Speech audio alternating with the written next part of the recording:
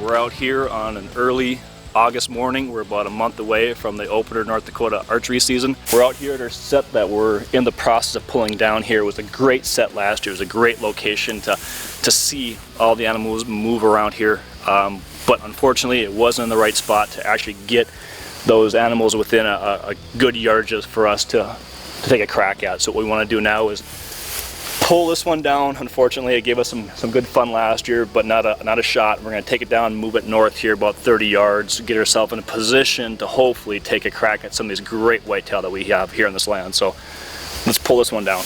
You know when it's a good stand? When the tree straps have actually grown into the actual bark of the tree. This one's been here for a few years. That's going to find a new location here in the next couple hours.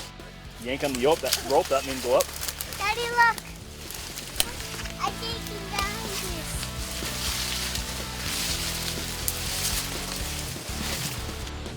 here. We just got Swiss Family 2 hung.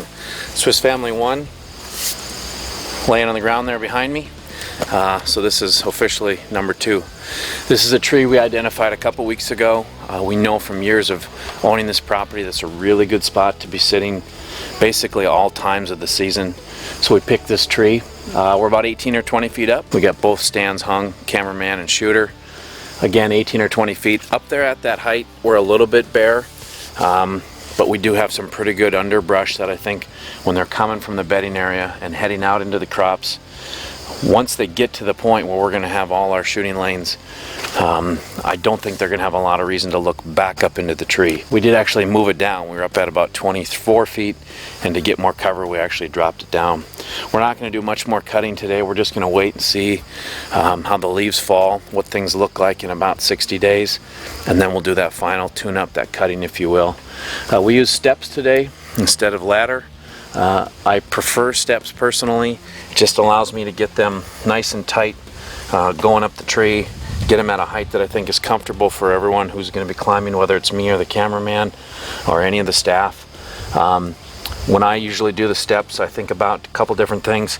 I'll put my first step in, and then I usually climb up and I mark it with my foot. A couple different times I scrape the tree, then I come back down, and then I know where that step needs to be.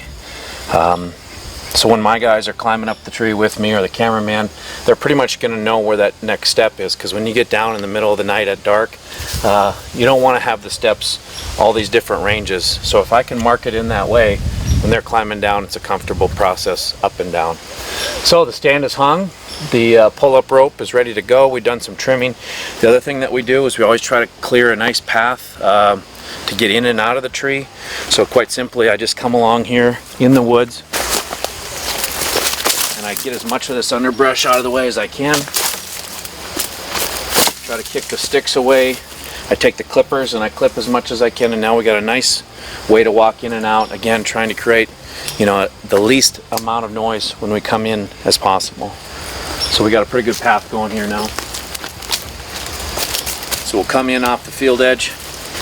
We'll walk on this dirt and we'll clean it as the season continues, because you're going to get more leaves on it. We'll be able to walk right up to our stand. We got our pull-up rope here tied to the first stand up there. Hook our bow or our packs on, set the rope aside, and away we go.